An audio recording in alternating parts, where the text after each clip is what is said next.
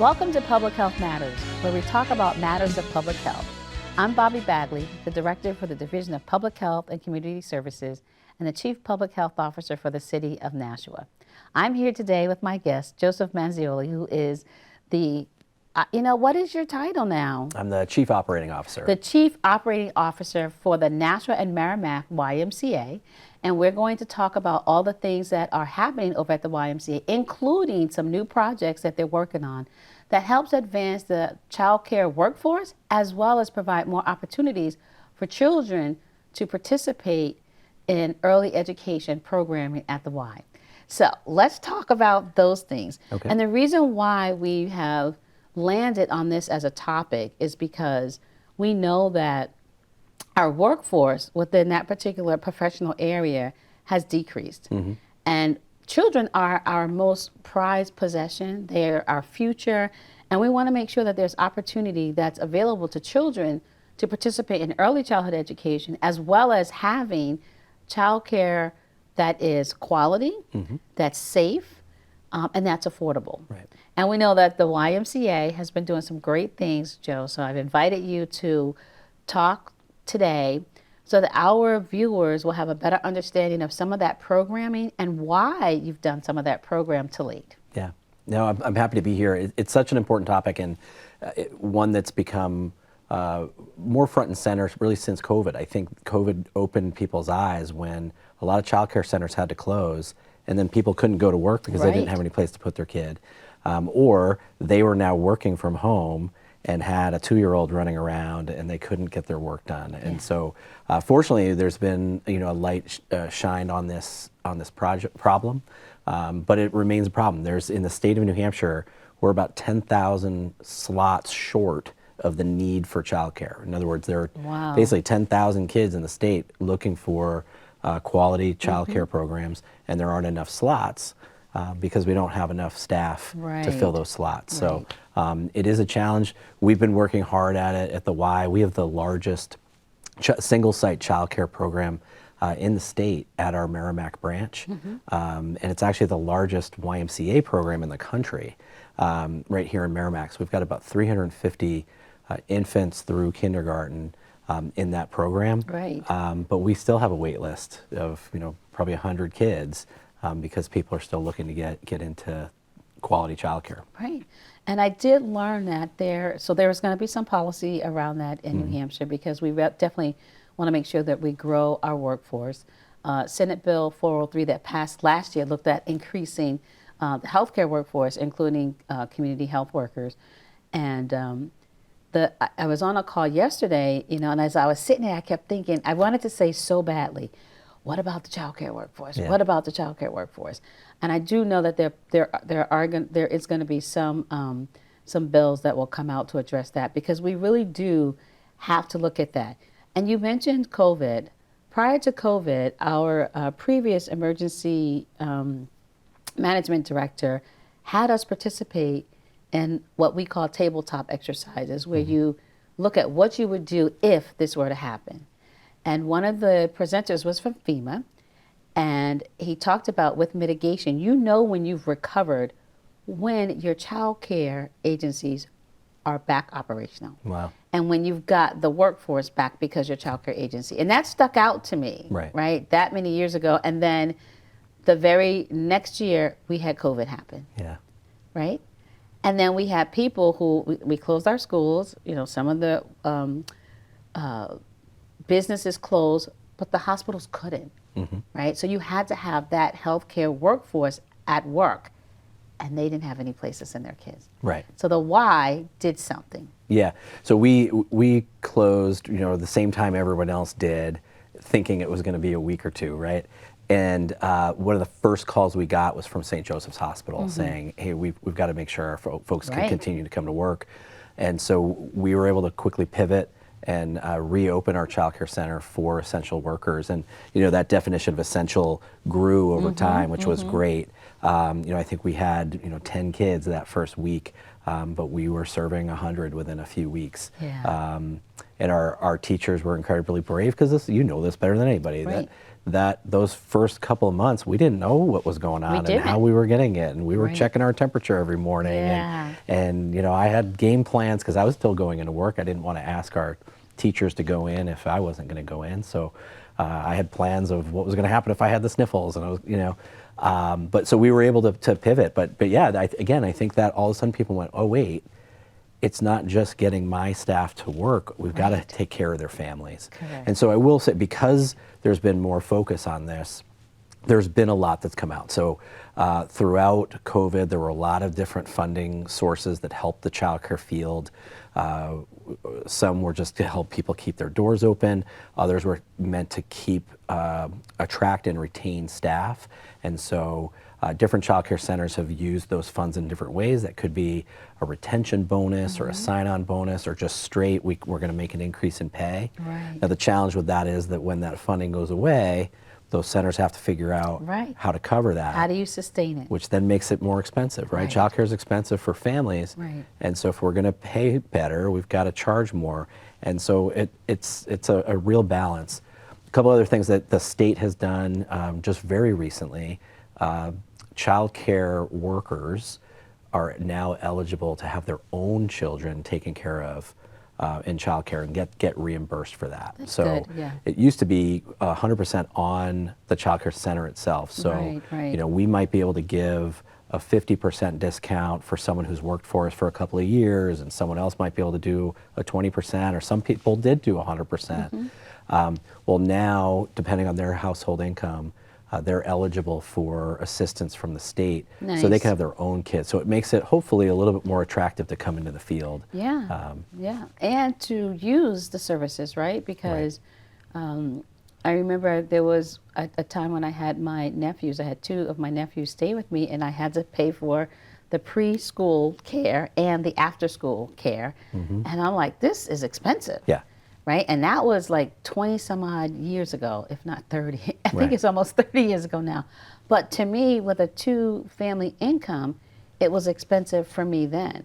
We did it because we needed to do it because we had to go to work. Right. Now you've got people that are making the choice of staying home and not contributing to the workforce because they can't afford to, because the child care costs so much. Right. So there's another thing, Jill, that the state has also done, which is they're offering child care scholarships. So can you talk about that a little bit, Yeah. so that those that are watching will understand that there are scholarships available for you to use to put your child into child care and give them that opportunity for early childhood development. Yeah, so there's, the state has always provided some level of assistance for families, but wasn't always easy. Right. The threshold was really wasn't matching what the needs are in the community. And so there are organizations, the YMCA we've always provided financial assistance for families that qualify. But the state, this new bill has really changed the game. Yeah. So there's a whole sliding scale, and it's online, and I don't know the website off the top of my head, but but any child care center will have that information. So anyone who's watching, they can certainly call us, even just to get the information, even if they're not interested in coming to us, or any child care center would have it. But they've changed that scale, so now, you know, a family of 4 with a household income of, I believe it's $105,000, which isn't insignificant. Right, right. They're eligible for assistance, Yeah. right? And so the goal, you know, economists say that families shouldn't have to pay more than 7% of their household income towards childcare. Right. And unfortunately, a lot of families are paying much more than 7%. Yes. And so I believe this new assistance from the state is meant to try to close that gap. Right. And then if, you know, the Y or other organizations that are able to provide financial assistance can add on to that, then we can really close that gap. So I think that's a real game changer for a lot of families. But there also still has to be enough slots, right? Right, And so, right. Which means you have to have the workforce to make the slots. It's a vicious Right. cycle. Yeah. And so another thing that we've been doing to try to help the workforce in general is we've partnered with Nashua Community College, where their teachers are coming on site to the Y to offer child care courses for people to become certified to work in the field. And that's open to anyone. It's certainly our staff have taken advantage of that, but we've had people from other child care centers Right. because what they can do is get certified, which means more money, right? If I'm a certified teacher versus an associate teacher, I can earn more. Right. And so we've been proud of that partnership with Nashua Community College to try to grow the workforce everywhere. Right.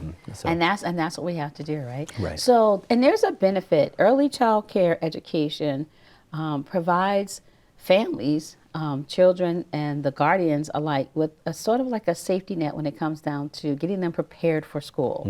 So let's talk about some of the benefits of child care Yeah. and early childhood education. Yeah, I mean, there's so many, Yeah. right? And so one certainly is getting them prepared academically for school. So there's research that shows that kids who are in quality child care centers, when they go to kindergarten and first grade, they're maybe a little further along in Right. reading. The social skills, I think that's even more important. I mean, I'm not looking for kids to be doing algebra when they're 4 years old. So You might get certainly, some. I think there are some, but Right. those things are nice. But really, it's how do I function with other kids? And I think that's Right. another thing we saw. I keep blaming everything on COVID, but Well, we learned a lot from COVID, right. Joe. But we really saw did. when kids weren't able to socialize. We've seen that impact in the schools. And Right, schools have had a real exactly. challenge, and we can almost sort of see, which grades, and it's going to track for a while. But it's really important for kids to learn it, starting it as an infant. How do I pick up on your facial expressions Right, to know that yeah. I'm safe and loved, Right, right? yeah. And that I've got caring adults around me, and those social skills that come from just playing outside. And we've been talking a lot about a play-based childhood that has shifted. What you and I did as Yeah, kids, you couldn't be inside. Right. You had to play, you had to be outside. right? And we did things, right? Right. And And so childcare center helps give kids a structured environment, but gives them that opportunity to learn those things. So if Right. you and I were out, roaming the neighborhood playing when we were kids, Yeah. we were learning how to, overcome obstacles. Right. How to, hey, I fell off my bike and I had to kind of figure it out myself Yeah, and, get interacting myself with back home. neighborhood kids, Right. or the kids on another block. Yeah, Right. you're right. Right, and so that can start in a child care setting, and whether that's in a big center like ours or in a home-based center, it's important for kids to get that interaction. And so we see that, in our Nashua branch, we have just a half day, almost like a nursery school. I don't know if that's the right term, but it's not full day care. It's Right, half day, right. but it's really meant for parents as they're looking at, my kid's gonna be going off to school in the next year or two, and they want to get that sort of social interaction and learning how to sit in a circle quietly Right. and listen to a teacher, and so there's all those things. But long term, we know there's all this research about, if kids are behind grade level in reading by third grade, they're less likely to graduate, successful. which They're building prisons based on that Yeah, data, Joe. and so So that's they what- actually that's a statistical measure, and then the outcome is you got this percentage of kids, you're going to need this number of prisons. Right. Which we shouldn't be looking at it that way. Absolutely not. We should be looking at, okay, if we got this percentage of kids who aren't reading at a third grade reading level, what can we do in the interim before they get to Right. the age that they could be in prison? There's a lot of space in between there yeah. where we can do some things, Yeah. right? And I think that's one of the benefits of parents and guardians understanding the role that child care organizations play, like the Y, like our PAL, like our Boys and Girls Club and Girls Inc. Those organizations provide some skills that kids get to capture, Right. right? And at the Y, there's so many different programs there that kids and adults can participate in. So let's talk a little bit more about some of the other programming that's available at the Y through the Early Child Care Center, and then just at the Y in general. Sure. Yeah. So with the Early Education Center, we try to make sure the kids have experiences outside their classroom. So every one of those kids learns to swim. Nice. They get a creative movement class every week, a essentially a gym class every week, an art class. So we try to make sure that they've got all of those enrichment programs, because the hope is that kids start to learn what interests them and what they Right, might be good yeah. at. And it's amazing. We have an art teacher in the center who does an art show every year, and it's incredible what these kids are coming up with. But we're fortunate, and I love, part of why I love what I do is I can see sort of the whole life cycle at the Y. So we've got infants in that program, and I can walk down the hall, and just a couple of weeks ago we celebrated a member's 100th birthday. Wow. And he comes in and swims laps in the morning. Yeah. One of the programs that I'd love to highlight, just because you talked about that, if kids are behind grade level by third grade, society's just like, we've started a program with the Nashua School District 8 years ago, I think, called Power Scholars Academy. And so we work with kids who might be a little behind in math or reading, and particularly from homes, maybe disadvantaged neighborhoods. And we have a free 5-week summer program Nice. in the schools. Yeah. So there's more caring adults in their lives. We have certified teachers that we hire from local school districts, and they spend a little bit more time on math and reading, and they do some fun activities in the afternoons, and they go on field trips every Friday. But what we've seen is that kids, in general, the kids, if they were not in that program, would fall behind by 2.5 months over the summer. Yeah. Right. So they come back in September and they're 2.5 months behind their peers. How does that student get into Power Scholars? Like, who makes the referral or recommendation? Is this something that parents can self-refer themselves into, or is it just the school guidance counselors that do it? Because sometimes there's kids that get left out when it's left up to the school to do it. Correct. And not to say anything disparaging about the school, but sometimes when it's left up to just the school to do it, some kids may get left behind and not have that opportunity. Yeah. Can parents self-refer themselves? Yes. Their So kids? we still look for that referral to come through the school, but a parent can absolutely and should absolutely advocate for their child. And they can just talk to a guidance counselor or a principal, say, hey, I'd love to be in that program.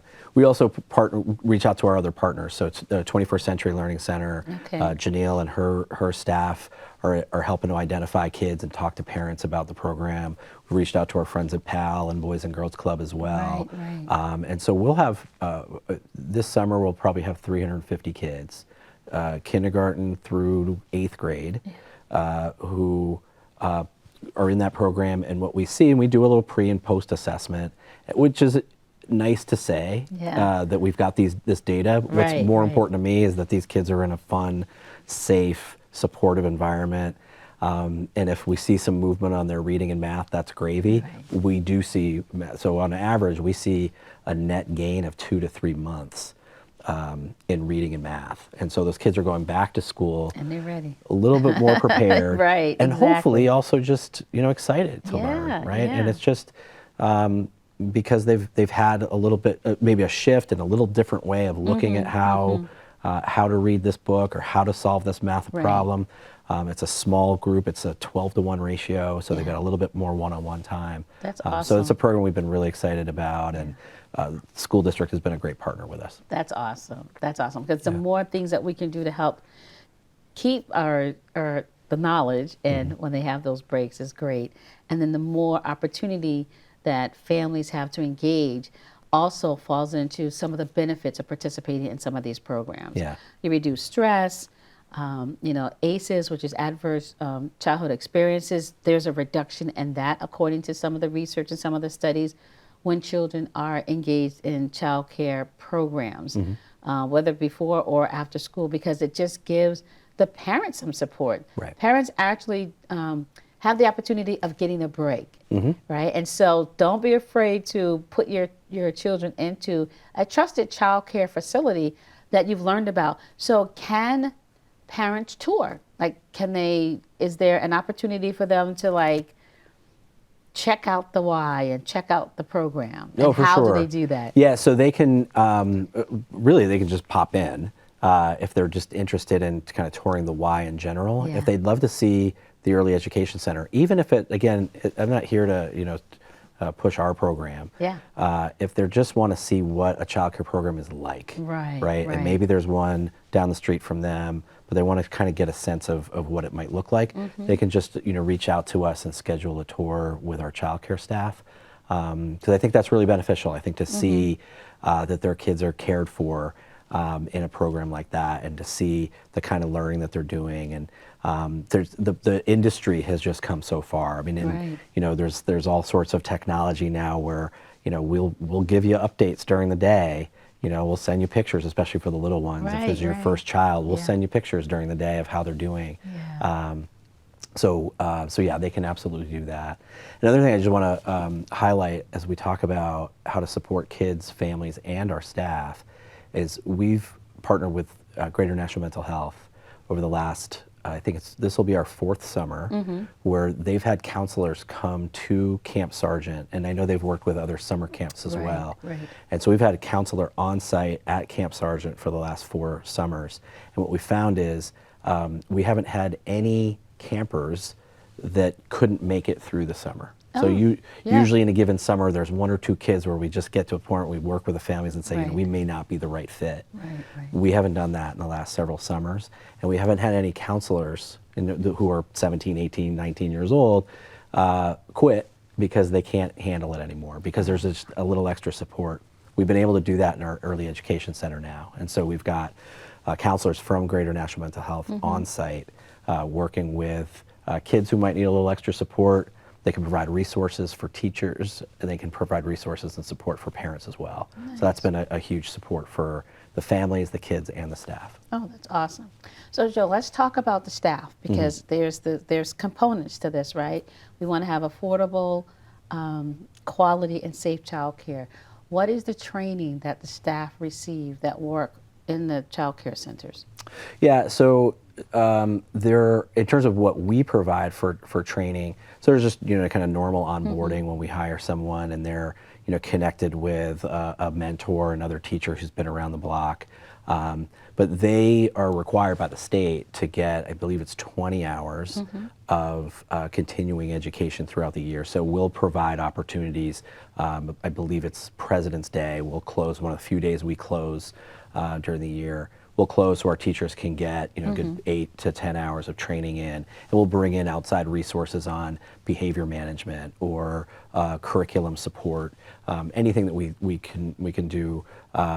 We do a lot of training around diversity and inclusion.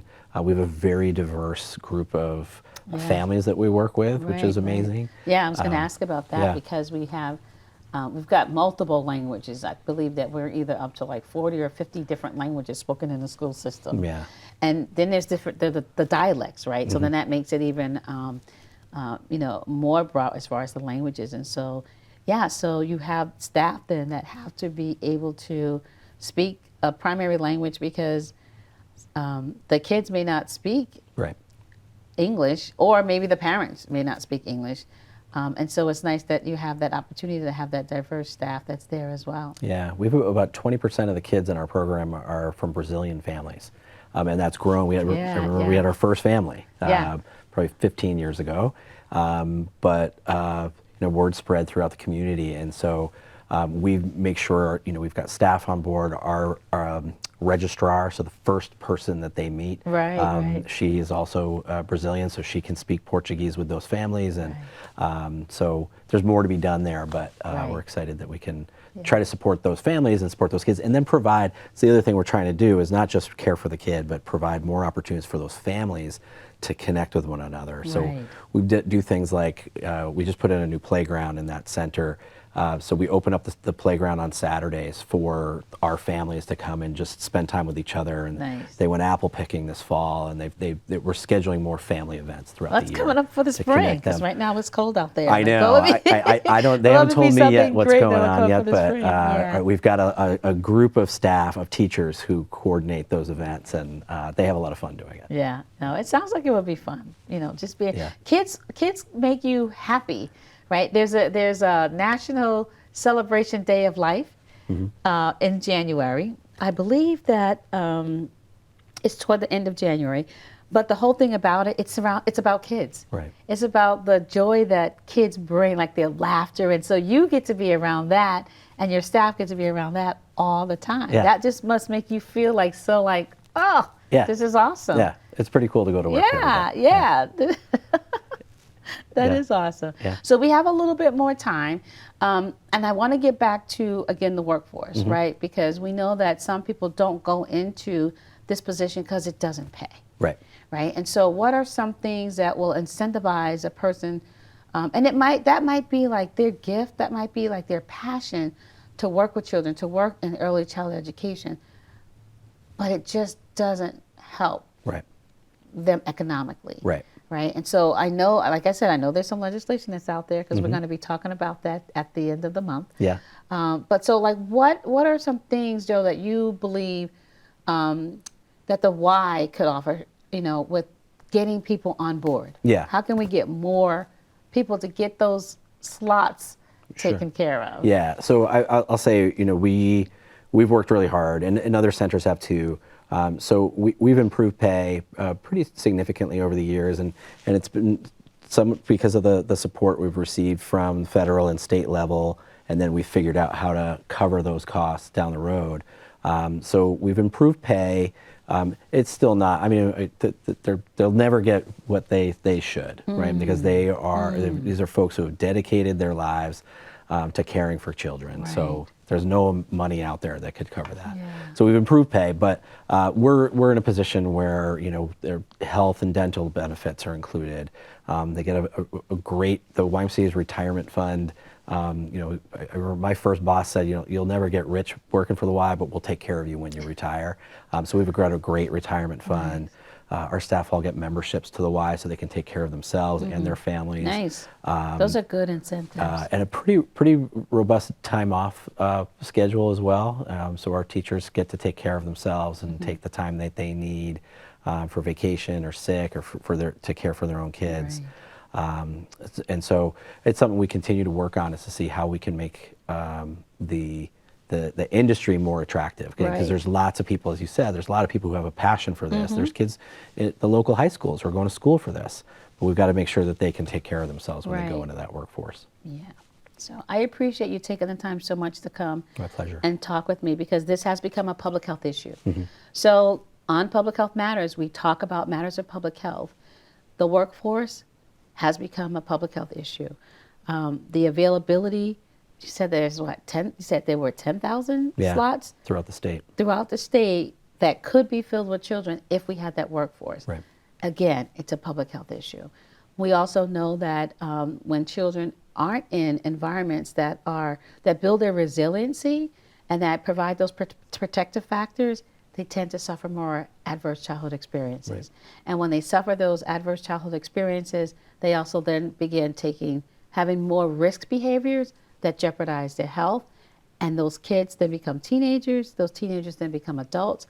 And these are some of the adults that we're seeing now in situations that have substance use disorder, that are having mental and behavioral health issues, that are suffering from housing instability.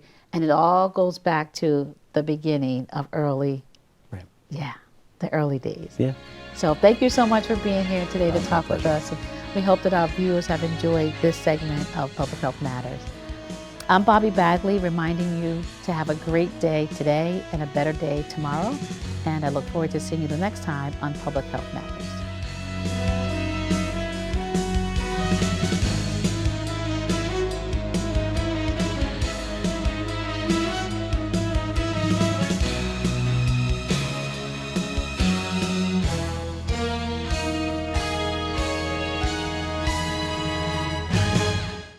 While we do have some of the best fitness equipment available and some of the best indoor pools in the region, there is more to the YMCA than what is on the surface. You see, for over 130 years, the mission of the Y hasn't been about treadmills or fitness studios or even the buildings themselves. The Y is about children learning, laughing, dancing, and making new friends. It's about adults improving their spirit, mind, and body, connecting and learning from one another. It's about pushing yourself, trying something new. Together, we take on the challenges that shape Greater Nashua's future. Without you, we might just be a gym and a pool. but with you, we are so much more. Find out more about all the ways the YMCA of Greater Nashua serves you at nmymca.org.